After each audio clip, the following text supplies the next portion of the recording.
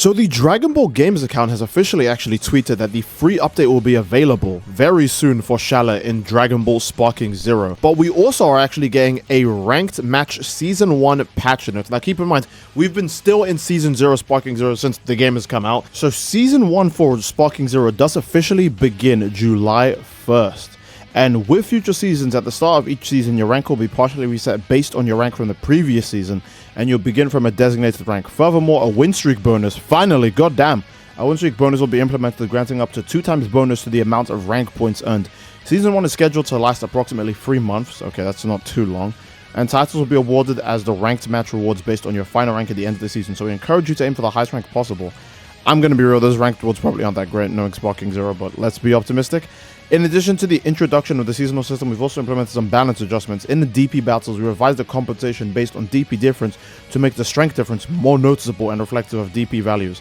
Okay, so DP values in this game are going to be even bigger. So, again, if you're fighting Ultra Instinct Saiyan Goku, Beast Gohan, SJ4, Gogeta, you are in for a world of hurt if you're not in that same DP. It sounds like even the difference from 8 DP to 9 DP might become bigger, which also makes the difference between 1 DP and 2 DP become way bigger as well. I mean, Hercule was already irrelevant, but now it's even worse, so I'm curious. On the other hand, though, based on your feedback and actual gameplay data, we finally removed the damage compensation based on DP and standardized character health in single battles, allowing players to enjoy a wider variety of characters. So in single battles, holy smokes, in single battles, we actually are going to have basically similar stats, right?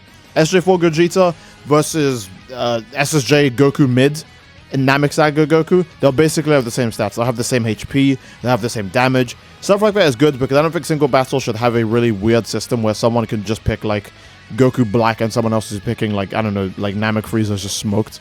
That's actually really cool to see. That's a real balance adjustment. If anything, that's what the word balance means. They were like, hey, this is a pretty messed up and unfair, so let's actually balance it. And I think that's honestly, I'm gonna say now that might be my favorite change. Before I even get into the rest of this, because there's a whole lot more, right? Before I even get to the rest of this, that might be my favorite change straight up. So yes, DP battles in all modes will make the difference in strength due to DP disparity between characters even bigger, offline and online. But single battles, they remove the damage scaling based on DP in all single battles. Yeah, everyone does the same damage now. And they just the health, so all characters have the same health, online and offline. So even ranked single battles will look like this. So, okay, I mean, now it's just, you know, who has better skills, right? But at the same time, I prefer this. I didn't like that, you know, I'd fight a character that was way stronger than me and then also had better skills than me. This is just way better. This definitely makes it more fair, and it promotes more skill. It makes the game more enjoyable overall. Custom battles, getting the most default custom battle change ever, which is just more 2D cutscenes that no one will use, and text that is still really kind of hard to scroll through. And ranked matches have an implemented seasonal reset system at the start of each season. So yeah, so if you're in Z, S, and A, you'll go basically to B rank, and everything else you just go down a whole rank. Fully. Okay, so I'm in A rank, so A ranks, S rank, yeah, A ranks, S ranks, and Z ranks. Basically, it's a very minor thing, especially with the win streak system now. Very minor thing if you're in the top 3 ranks. Okay, so, and that's the win streak bonus. So 2 wins, 1.2, 3, 1.4. Okay, all right, cool. That's a very simple system to understand. Very, very easy system to understand. Pretty rewarding too. The gap between 3 wins and 4 wins is kind of fat. That's good.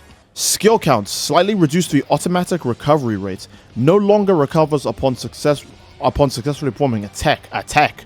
Wait, you could do attack to make your skill counts come back faster? Do they mean? No, I don't even know what they mean by this. What is the tech? If you guys know what that tech is, let me know in the comment section down below. Skill count increase upon low HP now is only triggered when HP drops below the last bar. So yeah, you used to get like a whole skill count for losing HP in this game, but it seems like now you only get that once, and it's when your health is at the literal like end. So good luck. I mean, if anything, I like this change a lot because one of my biggest complaints to Sparking Zero is that you would beat the hell out of someone and then they would get more skill count than you and just blow you up with an ultimate attack or use after him a strike or wild sense and get a free super attack out of the wild sense. You know, I did dislike that you could beat the crap out of someone in Sparking Zero and they could just 180 it because now their skill counter is higher than yours and they just kill you before your skill count even goes up. Increased skill counts recovery upon successfully landing an attack break. Does this mean a god break? If you break someone's... No, it says attack break. How do you break an attack in this game? Is that even a thing in the tutorial? I don't think so. The terms are so weird in this game sometimes. Dash attacks. If a dash attack hits without being fully charged, it will no longer cause a knockback and can now be changed into dash blow or dash rising. Is this a dash or a step? What do they mean? Either way, bro, that sounds interesting. Okay, so there's going to be even more combo routes or more combo variety in this game. No one's going to hit that.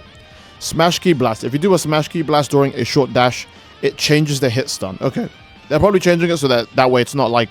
Before you could charge Ki Blast someone while dashing into them, and now it stun them, and then you would get a combo afterwards, and that would just be crazy. It's basically a Ki counter of this universe, but just less OP. Unblockable Ki Blast in general can now be vanished. You can just reaction vanish a charged Ki Blast now. And also, they have less tracking, so they'll just hit you less overall. But now you actually have the option to just, you know, perfectly time a dodge with them. And Sonic Sway fixed an issue where some characters could still block, even when the Sonic Sway attack was performed at the fastest possible timing. What do they mean by that? Wait, does that mean someone could block the counter attack? Oh, after you dodge all the hits and you go for the attack at the very end, could people just god that and then just hit you right away again? That's nonsense. That's actually, I'm glad they fixed that. I didn't even know that was a thing. I'm glad they fixed that. That sounds like such nonsense. Okay, Dragon Dash in general. Anytime you're doing a Dragon Dash or a quick ascent or a quick descent, you can now step out of those at close range. So you can animation cancel those, which is very, very nice. Very, very nice. And Chase Change, adjusted to make it easier to hit. Yeah, I think Chase Change is one of the things that usually missed even when the enemy wasn't moving and you did the Chase Change, it would miss. So I'm glad about that. And skills that have been adjusted. So skills that instantly activate sparking mode in general now reduce your defense. This is peak. Because instant sparking is just weaker now. And that's good. Because that instant sparking is still actually a major problem. It having a downside is great. Because I don't think this has had a downside since the game has been out. Even in Tenkaichi 3, if you used instant sparking, you got Ki sickness. Which would make it really hard to charge up your Ki normally. Until you get back into like full Ki, right? And that made things really fair, because it means if someone used instant sparking, they were trading off the ability to potentially spam you with super attacks in exchange for having a slower Ki charge for a bit. In Sparking 0, there was no such weakness, but now we finally have an actual weakness. And this actually extends all the way to characters like UI Goku, Gogeta, and Broly. All these really strong characters where the instant sparking also increases their defense too, like bro. It raises their defense too, there's no downsides, but now there's an actual downside. It's basically like Howl now, or Great Ape Instant Sparking, where they do lose defense from it. So that's really cool. Oh, okay, the same happened to Full Power Charge and other Ki restoring skills in general. So I don't know how many other Ki restoring skills are in the game, but that's definitely a Vegeta Blue nerf, because he's the only character I can think of that has one of those. Buff skill increases, so stuff like Saint Spirit, Pump Up, they now last longer. I'm curious, does this affect Super Saiyan Blue Kaioken? Because Super Saiyan Blue Kaioken is already great, and it's on a great character. And it might last longer now. So we finally may have had the Super Saiyan Blue Kaioken buff. It's taken a while, but... I mean, to be fair, this is the second buff. Because the first buff they did was buffing passive skills overall. And now they've increased the duration of them. So this is great. Also, this still applies to Super Saiyan Blue Vegeta. Because even though Blue Evolution is permanent, his other buff isn't. So now his other buff is also going to last longer too. Damn, okay, Super Saiyan Blue Vegeta. That character will get buffed to the end of time, I think. After him strike, the effect will not end if an opponent lands a super counter on you. Okay, fair enough. And Turles' Fruit of the Tree of Might increased the stat boost upon activation and added a Ki recovery effect. So, Fruit of the Tree of Might already gave you the same buff as, you know, Super Saiyan 4 Gogeta Instant Sparking. It didn't put you in Instant Sparking, but it gave you the same buff. And now the stats are higher and it has Ki recovery. So Fruit of the Tree of Might now might be one of the best buffs in the game. I mean, okay, second best buff in the game probably, because I'll beat you in 5 seconds is still in the game. That gives you full Ki and 5 seconds of ridiculous damage. So, yeah, second best buff in the game, but overall, the whole one Turlesman watching this video right now is probably rejoicing. Blast changes. Okay, so Beam Ki Blast and Ki Blast type moves in general extended the window for Blast Impact to occur after one side fires a Beam Ki Blast. Blast. Wait, do they mean beam clashes? It takes longer for beam clashes to happen. What does that mean?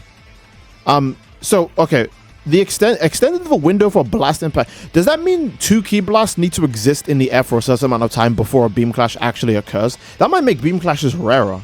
And I don't know if I really vibe with that, because I think beam clashes are just cool in general. I mean, they're not as cool as they should be in Sparking 0, but they're still a nice thing to have. It seems like, I don't know, just reading this, it sounds like... Because Blast Impact means Ki Blast Impact, not a Ki Blast hitting someone. This could mean that Ki Blasts are slower in general. Kamehameha might actually just be slower.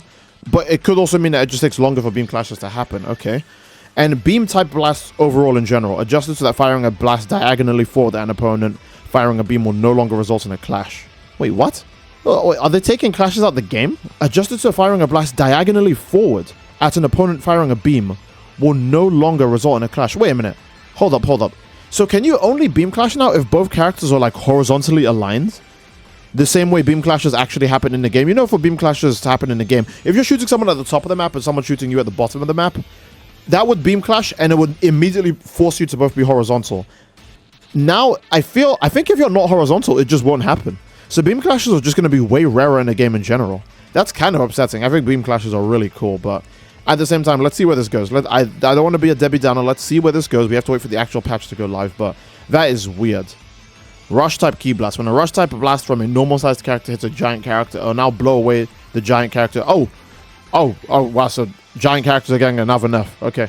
So melee type super attacks, now when they hit giant characters, will knock back the giant character and the giant character still takes damage. This isn't like before, where if you did it to a giant character, the giant character would be stunned for a little bit, but you would get knocked back and you would only do like a minuscule, like ant spit amount of damage.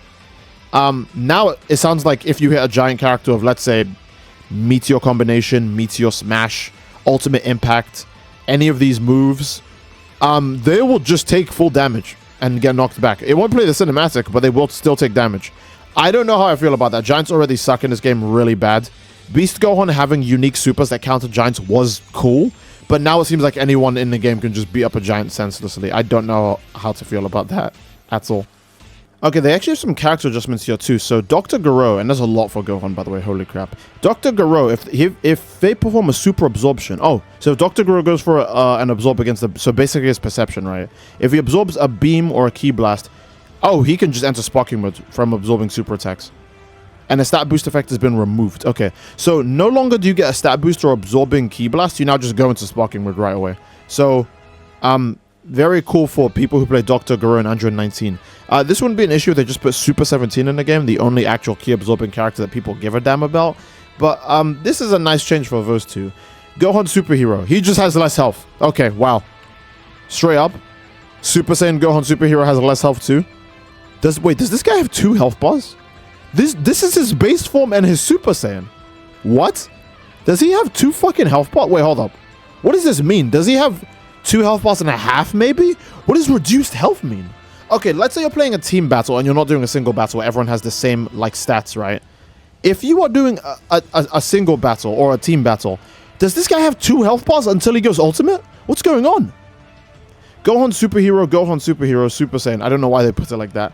Increase the amount of skill counts needed to transform into Ultimate Gohan, and health is now restored upon... Okay, so he gets a normal health bar, or I guess he has a heal when he reaches Ultimate form. It takes more skill counter to go Ultimate now. So it used to take 2, now it takes 3. It takes 3 skill counter to go Ultimate now, so this is just enough to Beast Gohan in general then. Well, not Beast Gohan himself, but just DBS Gohan. So if you start with Beast Gohan, you'll still do really well. So that doesn't really fix the actual problem. But at least it makes Gohan less OP in DP battles or team battles. So this is okay. Health is now restored when he transforms. And when he's Ultimate Gohan, it takes more skill counter to turn into Beast. So 6 skill counter just to turn into Beast. Damn. That is crazy. But at the same time, their character is really ridiculous. It takes 3 skill counter to go Ultimate and then another 3 to go Beast. They say increased, so maybe it's not going to take 3. Maybe it might take 4. God forbid, right? But it used to take 2 to go Ultimate and then 2 to go Beast when you were Ultimate. So at least it takes 3 for both forms now. And it might even take 4 if they really feel evil about it. This won't affect you if you just start with Beast Gohan, but if you play base DBS Gohan or Super Saiyan DBS Gohan, you are fighting a new kind of battle.